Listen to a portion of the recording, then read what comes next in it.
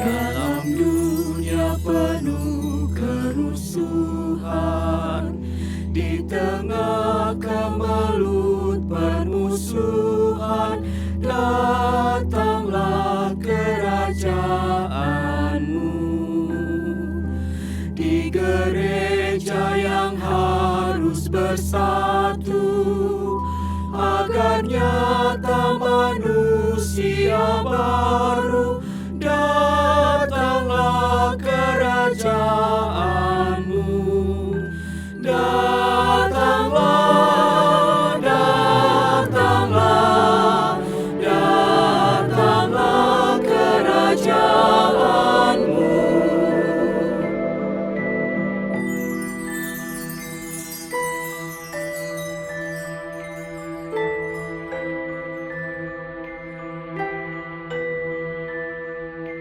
Memerangi gelap kemiskinan, menyinarkan terang keadilan, datanglah kerajaanmu. Di lautan, di gunung, di ladang, dan di bandar, di pasar, di jalan, datanglah kerajaanmu. Datanglah, datanglah, datanglah kerajaanmu.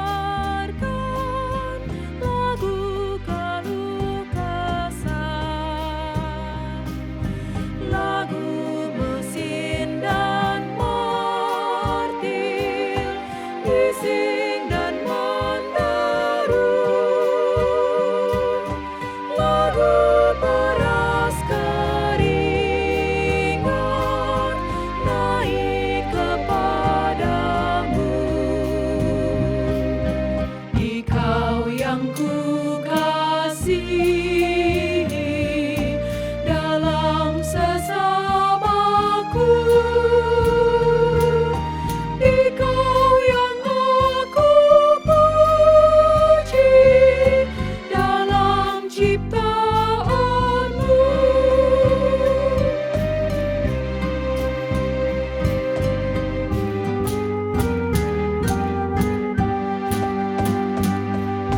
Di dalam suka duka, Kau ingin beserta, turut memperjuangkan damai sejahtera.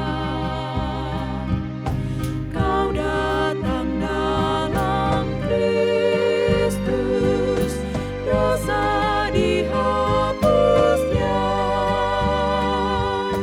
Dalam kerajaanmu, Kau ubah dunia. Dikau yang ku kasihi dalam sesamaku. Dikau yang aku puji dalam ciptaanmu.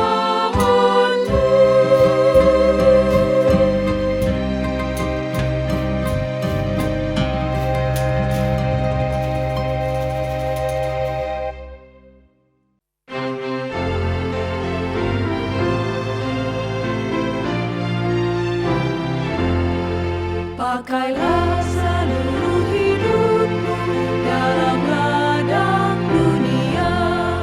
Tiap harta dan talentamu pergunakan baginya. Berkat Tuhan tersedia bagi orang yang meminta. Dia tahu yang kau butuhkan, kini dan selamanya. Sungguh banyak waktu terbuang untuk hal yang tak perlu. Tuhan banyak beri peluang menyalurkan karsa-Mu. Berkat Tuhan tersedia bagi orang yang meminta. Dia tahu yang kau butuhkan, kini dan selamanya.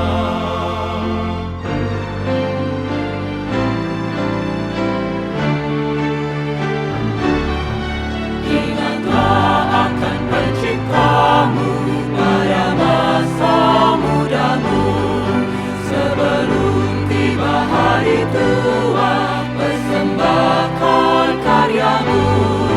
Berkat Tuhan tersedia bagi orang yang meminta. Dia tahu yang kau butuhkan, kini dan selamanya.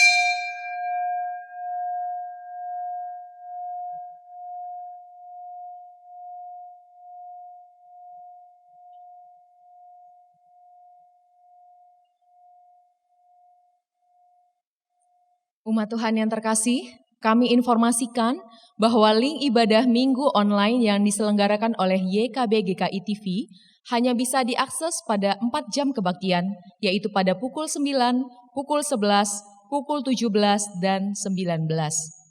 Dengan demikian, Meskipun secara virtual, kita tetap dapat mewujudkan aspek persekutuan dengan sesama umat selama ibadah berlangsung. Demikian warta pada hari ini, mari kita persiapkan diri untuk memulai ibadah kita dengan bersaat teduh.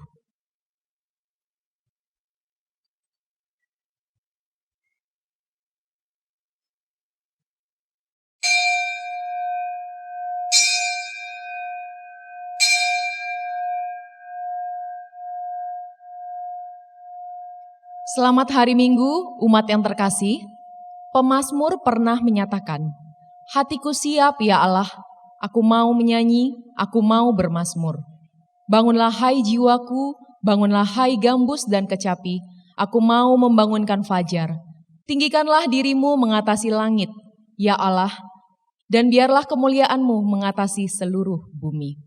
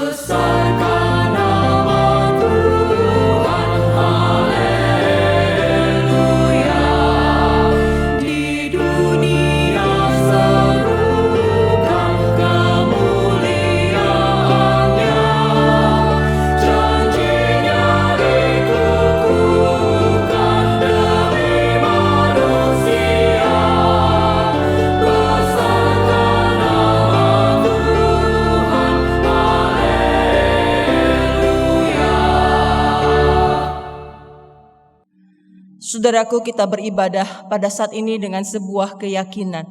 Pertolongan kita adalah dalam nama Tuhan yang menjadikan langit dan bumi.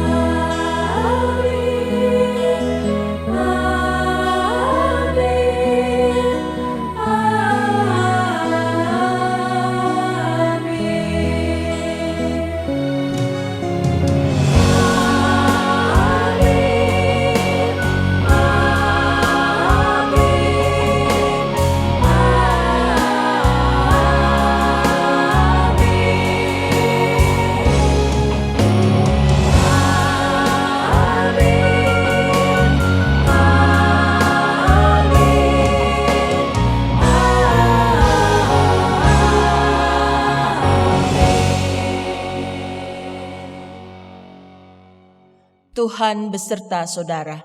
Dan beserta saudara juga.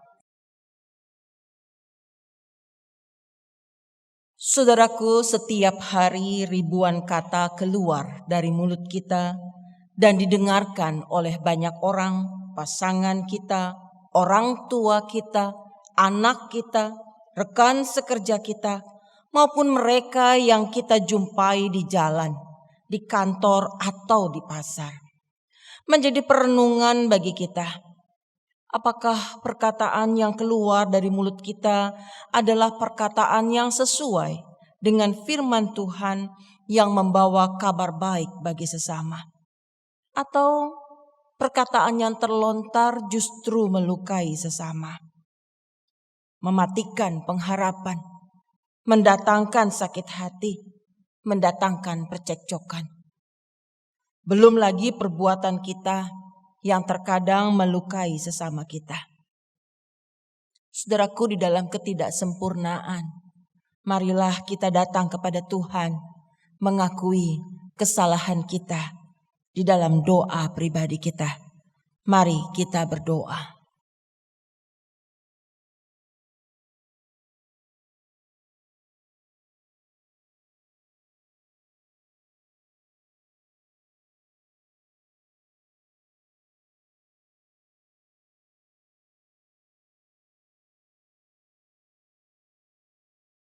Ya Bapa di dalam surga, kami mengucap syukur atas kesempatan hidup yang Engkau karuniakan kepada kami. Dalam perjalanan iman kami menyadari jika kami telah melakukan tindakan yang berkenan di hadapan-Mu, tetapi juga melakukan tindakan yang tidak berkenan di hadapan-Mu, baik melalui pikiran, tutur kata, maupun perbuatan kami. Terkadang kami gagal untuk menghadirkan kabar baik bagi sesama kami, baik di dunia nyata maupun dunia maya. Di tengah penderitaan sesama, kami belum sepenuhnya menghadirkan kekuatan, semangat, dan bantuan bagi mereka. Pada akhirnya ya Tuhan, kami gagal menjadi saksi-Mu. Di dalam kelemahan inilah kami mohon belas kasihan-Mu. Ampunilah kami seturut dengan kasih setia-Mu. Di dalam nama Tuhan Yesus kami memohon. Amin.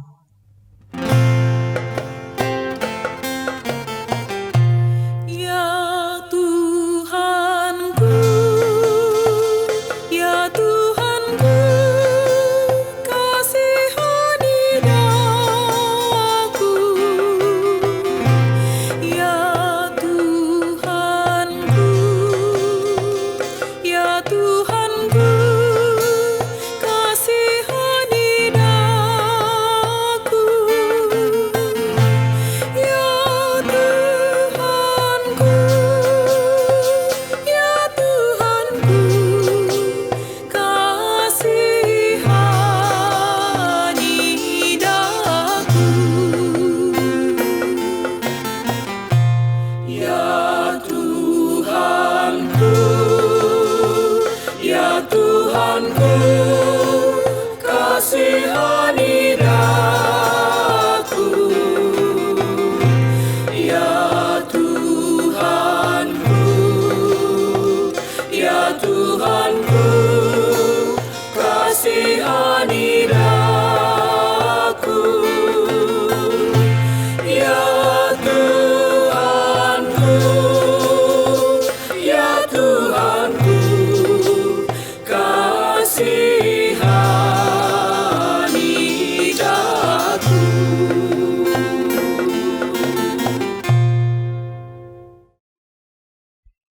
Saudaraku, bagi setiap kita yang telah mengakui dosanya di hadapan Tuhan, dengarkanlah berita pengampunan dari Mazmur 103 ayatnya yang ke-13 yang berkata, seperti Bapa sayang kepada anak-anaknya, demikianlah Tuhan sayang kepada orang-orang yang takut akan Dia. Di dalam Kristus engkau telah diampuni. Damai Kristus bagimu.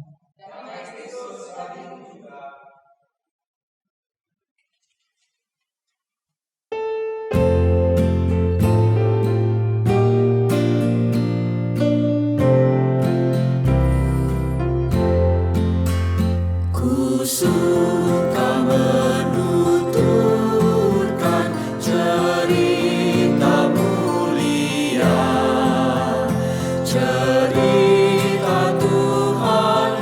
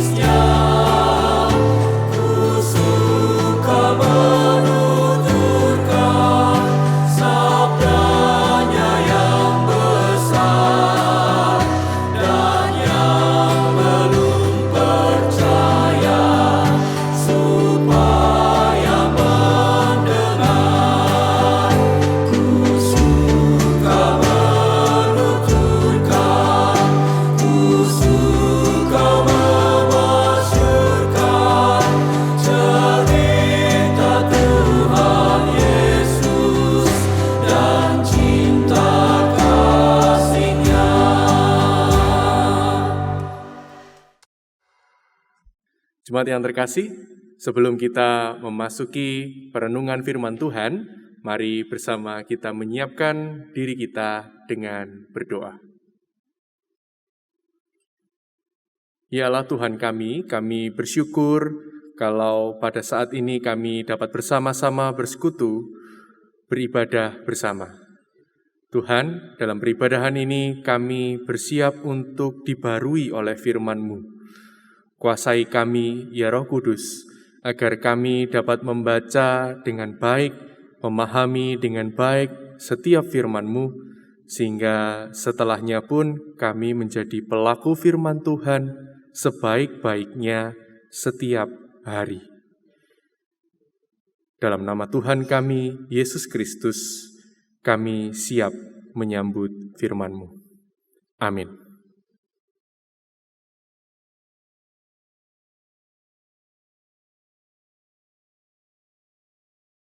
Bacaan pertama menurut Nehemia 8 ayat 1 sampai 10.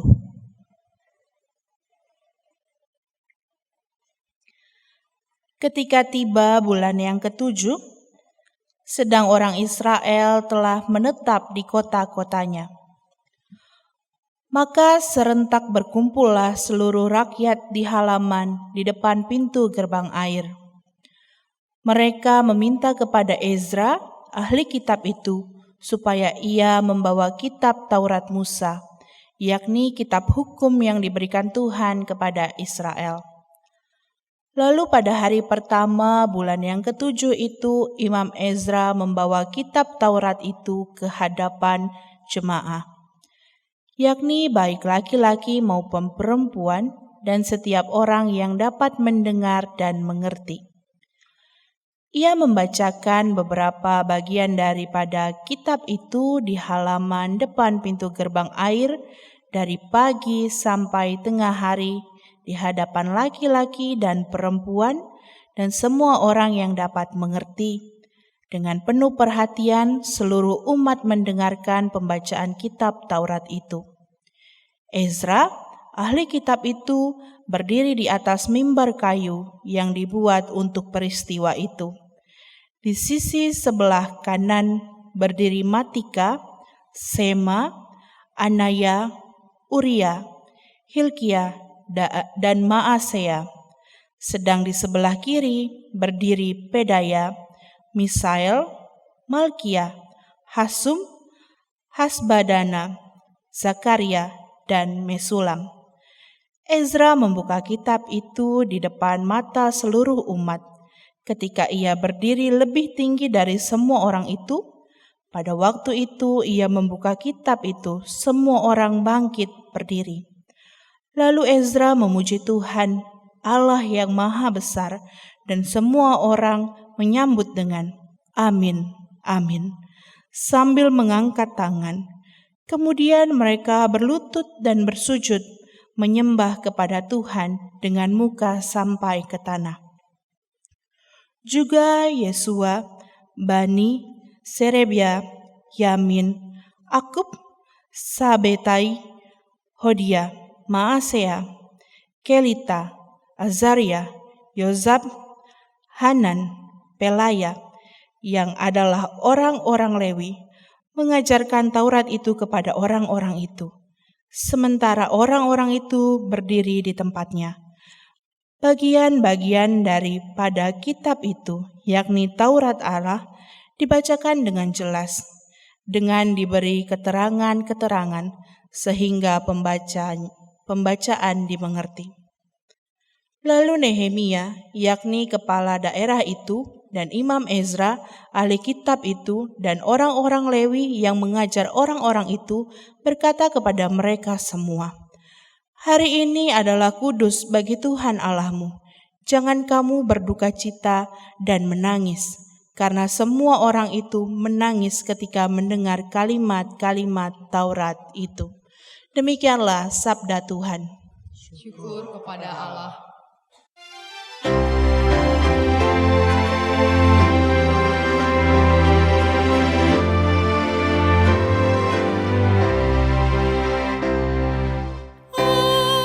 Agung, agung,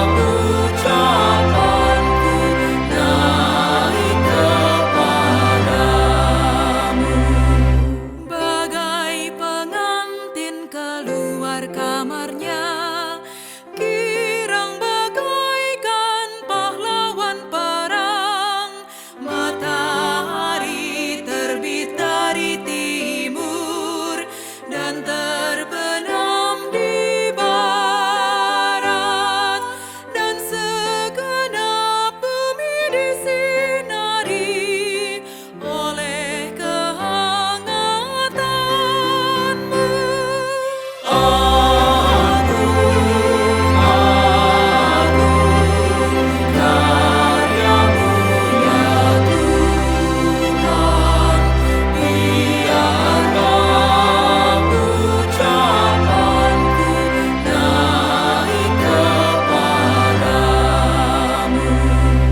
Tauratmu Tuhan betapa sempurna, jiwaku disegarkan olehnya. Titahmu Tuhan tetaplah teguh, hatiku pun bersuka. Hukum Tuhan itu suci murni, mataku pun bercahaya.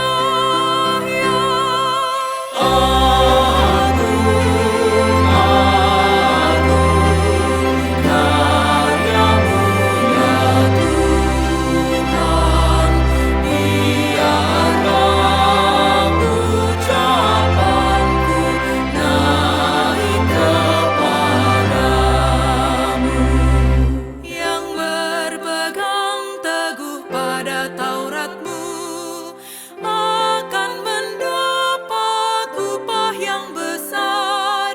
Bebaskanlah aku dari yang sesat, yang tak aku sadari.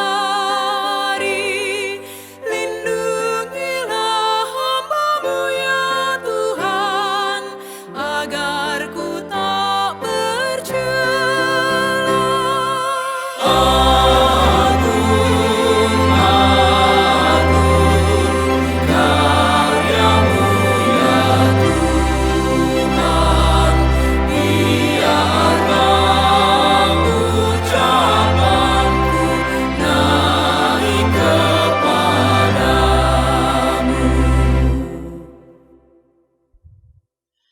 Bacaan kedua menurut 1 Korintus 12 ayat 12 sampai 31. Karena sama seperti tubuh itu satu dan anggota-anggotanya banyak, dan segala anggota itu sekalipun banyak merupakan satu tubuh, demikian pula Kristus. Sebab dalam satu roh kita semua, baik orang Yahudi maupun orang Yunani, baik budak maupun orang merdeka, telah dibaptis menjadi satu tubuh, dan kita semua diberi minum dari satu roh. Karena tubuh juga tidak terdiri dari satu anggota, tetapi atas banyak anggota. Andai kata kaki berkata, "Karena aku bukan tangan, aku tidak termasuk tubuh." Jadi benarkah ia tidak termasuk tubuh? Dan andai kata telinga berkata, "Karena aku bukan mata, aku tidak termasuk tubuh." Jadi benarkah ia tidak termasuk tubuh? Andai kata tubuh seluruhnya adalah mata, di manakah pendengaran? Andai kata seluruhnya adalah telinga, di manakah penciuman? Tetapi Allah telah memberikan kepada anggota masing-masing secara khusus suatu tempat pada tubuh, seperti yang dikehendakinya. Andai kata semuanya adalah satu anggota, di manakah tubuh? Memang ada banyak anggota, tetapi hanya satu tubuh.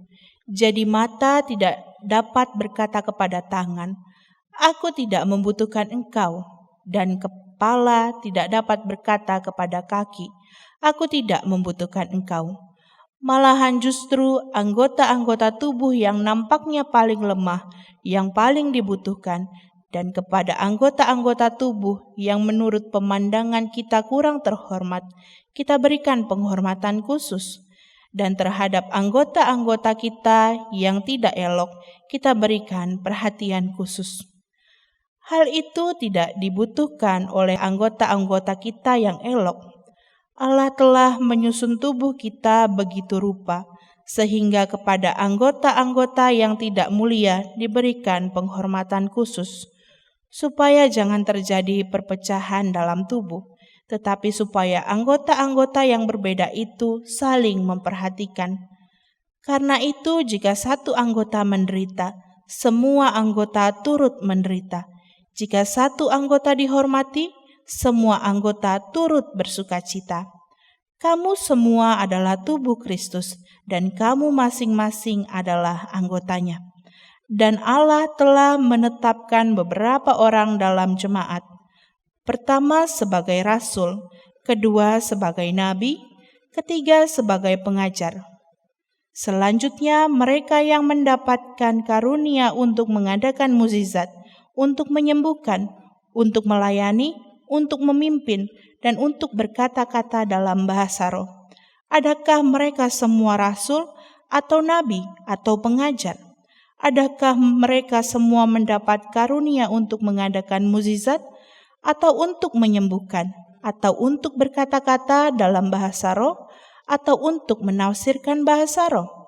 Jadi, berusahalah untuk memperoleh karunia-karunia yang paling utama, dan aku menunjukkan kepadamu jalan yang lebih utama lagi. Demikianlah sabda Tuhan. Syukur kepada Allah. Bacaan Injil kita pada hari ini diambil dari Injil Yesus Kristus menurut Lukas, pasalnya yang keempat, ayat 14 sampai 21. Injil Lukas, pasal 4, ayat 14 sampai 21. Dalam kuasa roh, kembalilah Yesus ke Galilea, dan tersiarlah kabar tentang Dia di seluruh daerah itu. Sementara itu ia mengajar di rumah-rumah ibadat di situ, dan semua orang memuji Dia. Ia datang ke Nazaret, tempat ia dibesarkan, dan menurut kebiasaannya pada hari Sabat, ia masuk ke rumah ibadat, lalu berdiri hendak membaca dari Alkitab. Kepadanya diberikan kitab Nabi Yesaya, dan setelah dibukanya, ia menemukan nas di mana ada tertulis, Roh Tuhan ada padaku, oleh sebab ia telah mengurapi aku untuk menyampaikan kabar baik kepada orang-orang miskin, dan ia telah mengutus aku untuk memberitakan pembebasan kepada orang-orang tawanan, dan penglihatan bagi orang-orang buta, untuk membebaskan orang-orang yang tertindas, untuk memberitakan tahun rahmat Tuhan telah datang. Kemudian ia menutup kitab itu, memberikannya kembali kepada pejabat, lalu duduk. Dan mata semua orang dalam rumah ibadat itu tertuju kepadanya. Lalu ia mulai mengajar mereka, katanya, pada hari ini genaplah nas ini sewaktu kamu mendengarnya. Demikianlah Injil Yesus Kristus. Berbahagialah mereka yang mendengarkan firman Allah dan yang memeliharanya.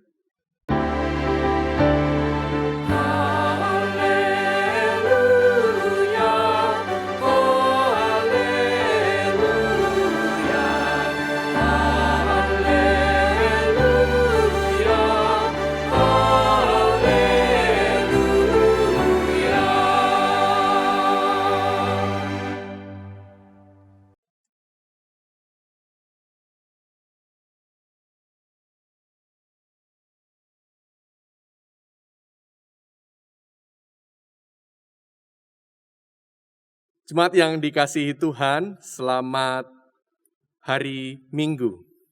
Pada minggu ini kita akan merenungkan tema mewartakan tahun rahmat Tuhan. Saya hendak mengawali khotbah ini dengan mengutip sebuah kalimat terkenal yang berkata demikian. Jika saudara hendak menang perkara, jangan pilih saya sebagai pengacara Anda. Karena kita pasti akan kalah. Tapi jika saudara merasa cukup dan puas mengemukakan kebenaran saudara, saya mau menjadi pembela saudara. Saudara, tahukah saudara siapa yang menyampaikan kalimat terkenal ini? Saya yakin ada yang sudah mengetahui bahwa kalimat ini adalah kalimat yang pernah dikatakan seorang bernama Yap Thiam Hien. Bagi yang belum tahu, Yap Thiam Hien ialah seorang beretnis Tionghoa yang dilahirkan di Banda Aceh 25 Mei 1913. Dia dikenal sebagai seorang pengacara besar di Indonesia yang selalu terlibat memperjuangkan keadilan berdasarkan hukum. Dia siap menjadi pengacara bagi teman maupun lawan politiknya. Ia memiliki beragam klien yang dibela, dari orang kecil sampai para elit, dari bandit jalanan sampai para pejabat. Misalnya saja di tahun 1950, ia pernah membela tukang kecap keliling di Pasar Baru, Jakarta, yang saat itu ditangkap dan dipukuli tanpa alasan yang jelas. Namun kemudian di tahun 1966, ia juga pernah membela Wakil Perdana Menteri Subandrio di Mahkamah Militer Luar Biasa. Salah satu tonggak sejarah perjuangan Yap Thiam Hien adalah ketika ia kemudian mendirikan Yayasan Lembaga Bantuan Hukum Indonesia yang sering kita kenal singkatannya YLBHI pada 28 Oktober 1969. Melalui lembaga ini, sepak terjang Yap dalam membela keadilan bagi mereka yang tertindas dan tak mampu semakin luas dikenal oleh masyarakat. Saudara-saudara, yang ingin saya sampaikan berikutnya adalah selain kita memiliki catatan prestasi yang patut kita teladani dari seorang Yap Thiam Hien, kita perlu menyadari bahwa ada pula segudang lawan dan perlawanan dari pejuang keadilan dan kebenaran seperti Yap Thiam Hien. Mengapa sih kebenaran dan keadilan itu selalu menjumpai lawan? Saudara, kita bisa belajar dari kisah yang terjadi dalam Injil kita hari ini. Bacaan Injil kita berkisah juga tentang Yesus saat berada dalam rumah ibadat di Nazaret, tempat ia dibesarkan. Kisah Yesus beribadah ini berlanjut dengan kisah penolakan terhadapnya karena ia menyampaikan sebuah kebenaran. Kebenaran yang Yesus sampaikan mengganggu kenyamanan orang-orang di rumah ibadat itu.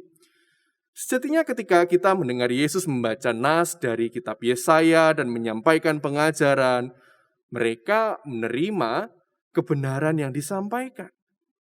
Namun tak lama berselang, fokus mereka bergeser dari kebenaran yang diwartakan, bergeser menjadi memerhatikan siapa pewartanya.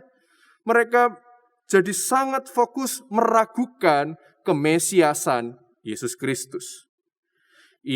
Mereka menyoalkan status Yesus sebagai anak Yusuf si tukang kayu. Nah, keraguan ini dijawab dengan berita kebenaran. Kebenarannya tentang tidak ada nabi yang dihargai di tempat asalnya. Sebagaimana tercatat dalam kelanjutan bacaan kita hari ini di ayat 24 sampai 27 ketika Yesus memberikan jawab kepada setiap orang yang ada di sekelilingnya yang mempertanyakan tentang kemesiasannya. Hal ini, kebenaran tentang Yesus adalah Mesias dan sekaligus nabi yang tidak dihargai di tempat asalnya, ini nampaknya menyinggung perasaan orang-orang yang ada di rumah ibadat itu.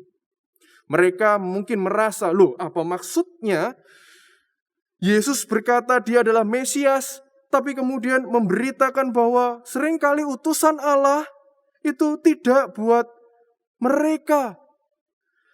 Yesus mengutip bagaimana Elia tidak diutus kepada banyak perempuan janda di Israel, namun justru diutus kepada seorang perempuan janda yang punya status sebagai orang asing. Dari sini kita menyadari satu hal, persoalan di sini bukan karena orang-orang tak suka dengan kebenaran dan keadilan. Namun banyak orang tidak suka bila kebenaran dan keadilan itu terwujud dalam kehidupan, lalu kepentingan dan kenyamanan pribadinya terganggu oleh kebenaran dan keadilan itu. Namun saudara-saudara, berita Injil selalu berita yang membawa pengharapan. Meskipun tantangan selalu hadir bagi para pejuang kebenaran dan keadilan, sebenarnya tidak ada alasan untuk kita kemudian diam, apalagi bungkam dengan keadaan. Sebab kita telah mendengar berita dan menyaksikan tahun rahmat Tuhan telah datang melalui Yesus Sang Mesias. Sebagai penerima warta tentang tahun rahmat Tuhan, setidaknya kita mesti melakukan dua hal.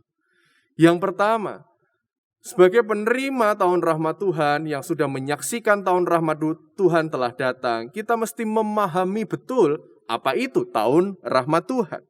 Saudara, tahun rahmat Tuhan adalah misi Allah. Terwujudnya tahun rahmat Tuhan itu ditandai dengan tersampaikannya kabar baik kepada orang-orang miskin, pembebasan bagi orang-orang tawanan, yang buta dapat penglihatan, dan yang tertindas dibebaskan. Mengapa demikian? Sebab begitu banyak yang menantikan kabar baik dari Tuhan. Mereka itu sangat menantikan Tuhan dan rahmat-Nya. Kita bisa menyaksikan dari bacaan Injil kita hari ini juga, berita tahun rahmat Tuhan pertama-tama disampaikan di Nazaret.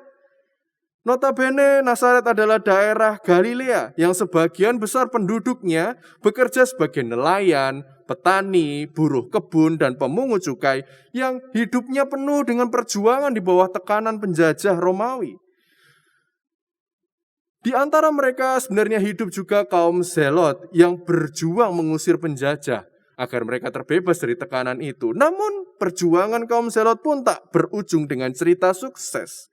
Tekanan mereka ditambah pula dengan realita tragis. Terjadi krisis kepercayaan di Bait Allah. Karena menurut catatan Injil Matius, Bait Allah telah menjadi sarang penyamun, bukan rumah doa. Dalam bacaan pertama kita hari ini, Nehemia 8, pun nampak bahwa umat Israel menanti-nantikan kabar baik, yakni firman Tuhan, yang sanggup mencelikkan mata mereka, menjernihkan hati mereka, meringankan tangan mereka, menguatkan kaki, mengangkat mereka dari kerendahan, mengampuni dosa-dosa mereka dan memberikan pengharapan. Oleh sebab itulah rahmat Tuhan terarah pada mereka yang hidupnya tak terperhatikan, terpinggir, dan terabai. Yesus mau mereka yang tidak terperhatikan, terpinggir, dan terabai ini merasakan bahwa Tuhan turut merasakan penderitaan mereka dan akan memulihkan mereka dari keadaan penderitaan itu. Tahun rahmat Tuhan sudah dimulai bukan hanya dengan kata-kata, bukan hanya melalui khotbah pengajaran, melainkan dengan kehadiran Yesus, Sang Firman yang menjadi manusia. Kehadiran Yesus Kristus menandakan dimulainya sebuah kehidupan baru, bumi yang baru, yang penuh dengan kasih dan keadilan. Sekalipun rahmat Tuhan itu menjawab pergumulan umat, namun kita tidak bisa menyatakan bahwa tahun rahmat Tuhan itu hanya terjadi karena ada prakarsa manusia. Karena manusia request gitu. Oh Tuhan, tolonglah kami, maka tahun rahmat Tuhan tiba. Rahmat Tuhan tersedia sepenuhnya karena misi Allah. Setiap orang yang sudah merasakan rahmat Allah akan menyadari betapa berharga dan pentingnya misi Allah ini. Sehingga tak sanggup untuk menahan rahmat Tuhan itu bagi dirinya sendiri. Dan tak berani berkata bahwa rahmat ini hanya terjadi karena saya memohon, karena kami meminta. Dan orang-orang yang merasakan rahmat Tuhan, yang tak sanggup menahan rahmat Tuhan bagi dirinya sendiri, tentu akan melakukan sikap yang kedua, yakni turut mewujudkan tahun rahmat Tuhan di masa kini. Di masa kini tantangan hidup dan penderitaan masih ada.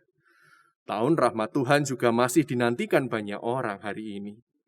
Jangan lupa bahwa orang yang terpinggirkan ini ragamnya sekarang tambah banyak, saudara.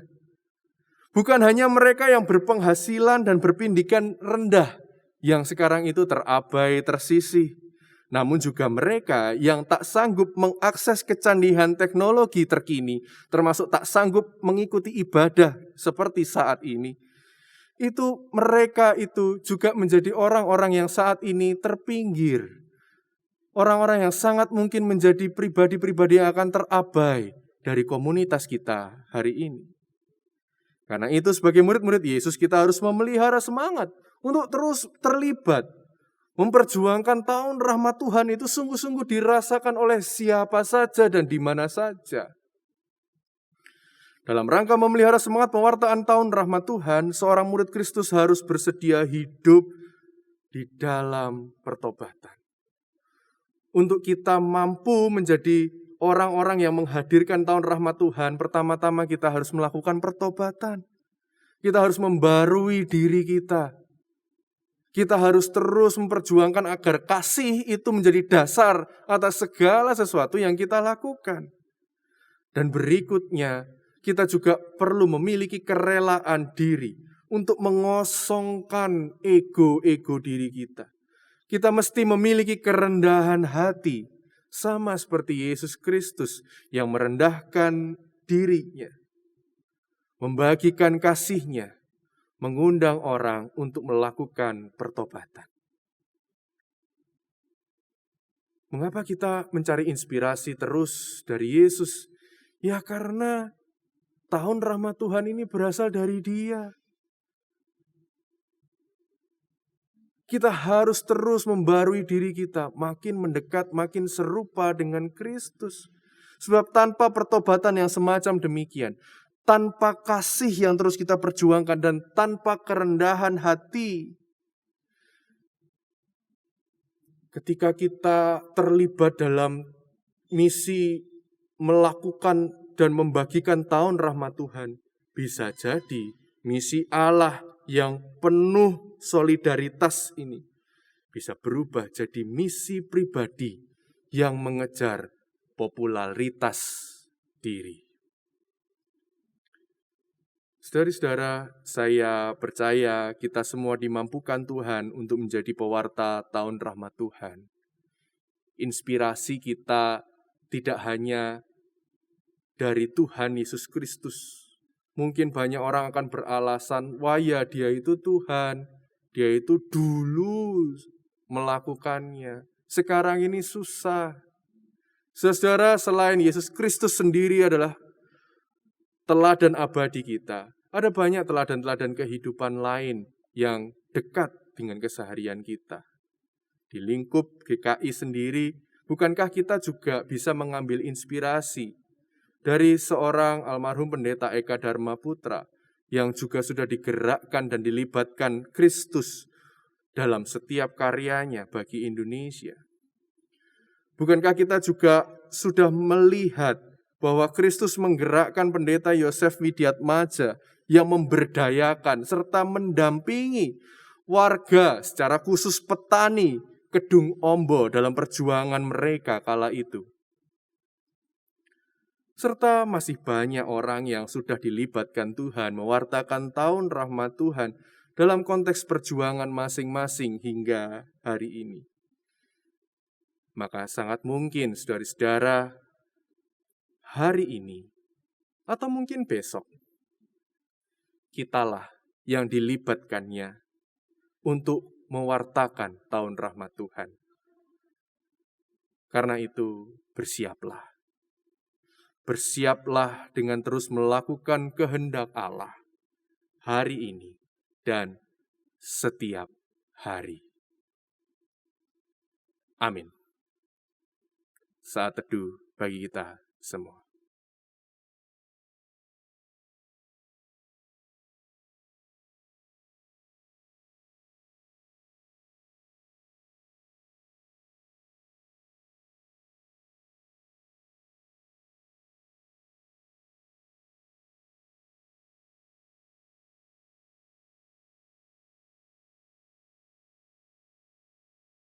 Marilah kita bersama dengan umat Allah di masa lalu, masa kini, dan masa depan, mengingat janji baptisan kita dengan mengikrarkan pengakuan iman rasuli.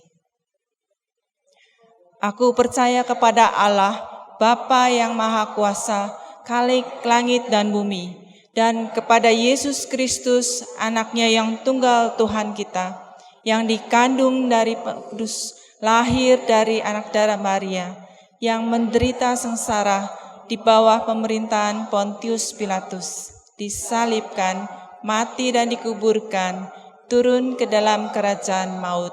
Pada hari ketiga, bangkit pula dari antara orang mati, naik ke surga, duduk di sebelah kanan Allah, Bapa yang Maha Kuasa, dan dari sana Ia akan datang untuk menghakimi orang yang hidup dan mati. Aku percaya kepada Roh Kudus, gereja yang kudus dan am, persekutuan orang kudus, pengampunan dosa, kebangkitan orang mati, dan hidup yang kekal. Amin.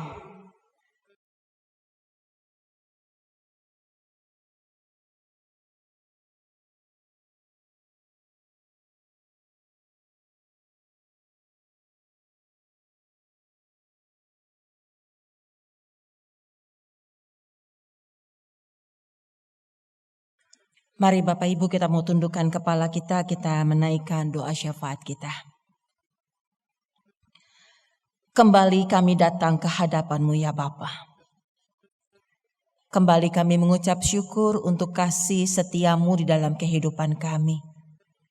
Pada saat ini ya Bapa, kami bersatu hati, kami ingin berdoa bagi pimpinan-pimpinan negara kami. Ketika mereka harus menghadapi berbagai macam pergumulan dan tantangan, krisis yang dihadapi oleh negara kami. Berikanlah hikmat kepada para pemimpin negara kami, mulai dari presiden, jajaran menteri, bahkan juga sampai di tingkat-tingkat RT, di pelosok daerah sekalipun. Tuhan, Kau yang boleh melindungi, memberikan hikmat, sehingga mereka boleh mengambil keputusan dengan tepat, dengan memikirkan banyak orang. Tuhan, Kau juga yang boleh menyertai setiap saudara-saudara kami, rekan-rekan kami, jajaran kesehatan, para nakes yang masih terus bekerja keras mengatasi pandemi COVID ini. Tuhan, Engkau yang boleh tolong mereka. Engkau juga yang boleh melindungi mereka. Upaya vaksinasi yang masih terus digalakkan sampai dengan saat ini, Tuhan juga yang boleh sertai, sehingga program ini boleh berjalan dengan baik, dan semakin banyak orang boleh menerima vaksin, dan itu boleh menolong di dalam menjaga imun tubuh. Bapa, kami ingin berdoa juga untuk setiap saudara-saudara kami, bahkan diri kami ya Bapa, yang masih harus berjuang mengatasi persoalan pada masa-masa yang sulit ini. Ketika kami harus mengembalikan kembali usaha kami, Tuhan, Kau yang boleh tolong. Biarlah setiap pergumulan yang kami hadapi dapat kami atasi, bukan dengan kekuatan kami, tapi dengan kekuatan yang dari Tuhan. Saudara-saudara kami, bahkan diri kami yang sampai saat ini harus mengalami kelemahan tubuh, entah karena terpapar COVID ataupun juga karena penyakit yang lain, kelemahan tubuh yang lain. Tuhan, kami mohon, berikanlah kepada kami kekuatan, berikanlah kepada kami kemampuan untuk tetap melihat kasih setia Tuhan. Kami teringat akan setiap saudara-saudara kami yang boleh kami sebutkan namanya dalam hati kami. Saat ini mereka terbaring dalam kelemahan tubuhnya. Engkau boleh menjamah mereka ya Bapa. Engkau yang boleh menguatkan mereka, sehingga mereka boleh semakin hari semakin baik keadaannya. Kami ingin berdoa untuk gereja kami masing-masing ya Tuhan. Dalam penyusunan program kerja, di dalam persiapan Paskah, dan dalam hal-hal yang lain yang saat ini sedang kami gumuli sebagai gereja. Tuhan, tolong kami, agar kami juga boleh melakukan semuanya dengan penuh tanggung jawab. Setiap program dapat kami lakukan dengan penuh tanggung jawab. Panitia Paskah yang juga telah tersusun ataupun yang akan tersusun, Tuhan juga yang boleh berkati. Sehingga biarlah melalui rekan-rekan kami yang menjadi panitia, maka kami nanti boleh kembali diingatkan akan kasih Tuhan yang begitu besar kepada kami. Terima kasih ya Tuhan. Kami teringat juga anak-anak kami. Ketika sebagian besar anak-anak kami sudah mulai melakukan sekolah dalam bentuk tatap muka, Tuhan, Kau juga yang boleh menjaga anak-anak kami. Lindungi mereka di dalam keseharian, dalam studi, dalam pergaulan. Sehingga bila anak-anak kami juga boleh mendapatkan penyertaan-Mu. Terima kasih ya Tuhan, kami naikkan doa kami yang jauh dari sempurna ini. Hanya dalam nama Tuhan kami Yesus Kristus yang sudah mengajarkan kami berdoa, kita akan menyanyikan doa Bapa kami.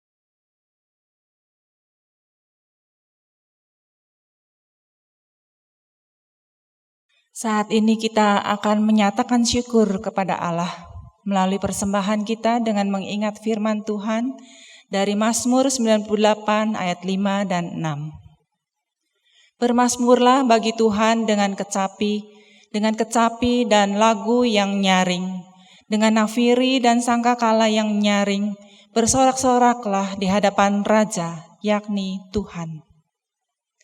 Saudara dapat mengirimkan persembahan ke rekening gereja saudara masing-masing.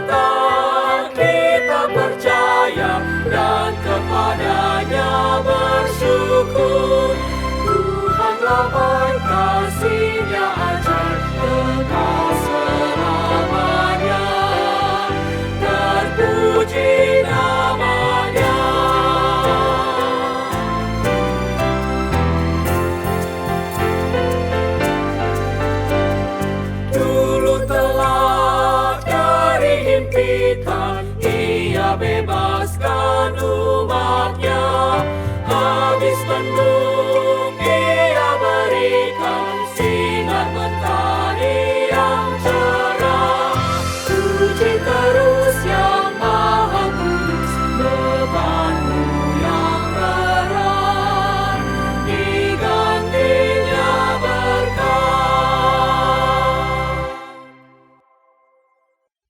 Umat Tuhan, mari kita berdoa. Tidak henti-hentinya kami menaikkan syukur kepadamu. Engkau menjaga kami dengan rahmat-Mu. Saat ini kami membawa persembahan syukur kami. Memang tidak sebanding dengan berkat yang Engkau berikan kepada kami. Namun, kami mohon terimalah ya Bapa. Ajarlah kami juga untuk menghadirkan kabar baik dan pembebasan bagi sesama kami yang menderita, sebagai wujud persembahan diri kami. Inilah doa kami ya Bapa, yang kami naikkan di dalam nama Tuhan Yesus, sumber segala berkat. Amin.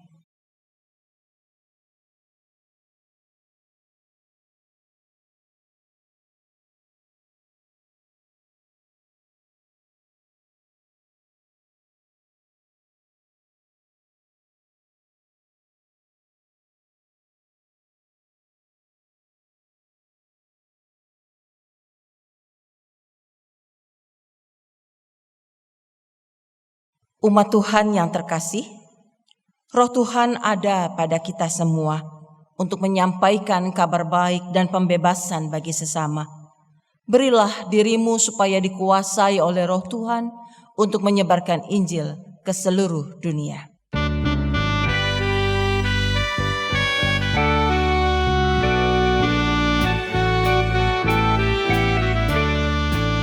Mari sebarkan Injil ke seluruh dunia.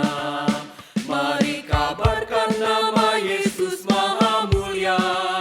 Besar kasih-Nya bagiku dan bagi kita semua.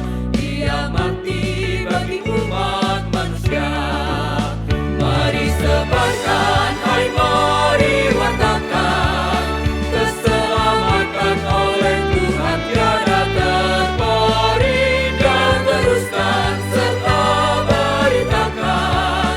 Rahmat ilahi dalam Yesus diberi.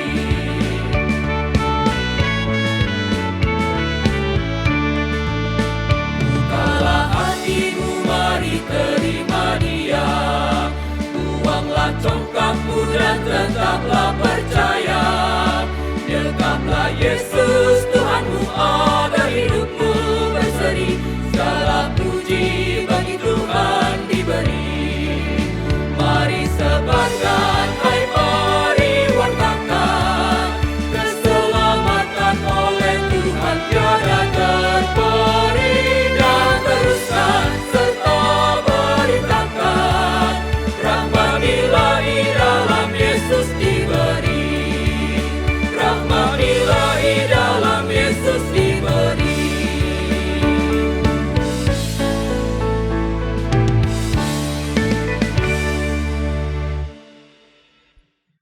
Saudaraku, arahkanlah hatimu kepada Tuhan. Jadilah saksi Kristus. Terpujilah Tuhan. Semoga Allah, sumber segala berkat, memberkatimu dengan berkat rohani dan jasmani. Semoga Tuhan Yesus menginspirasimu untuk menghadirkan kebajikan bagi sesama. Semoga Roh Kudus memampukanmu dalam mewartakan kabar baik dan pembebasan bagi dunia.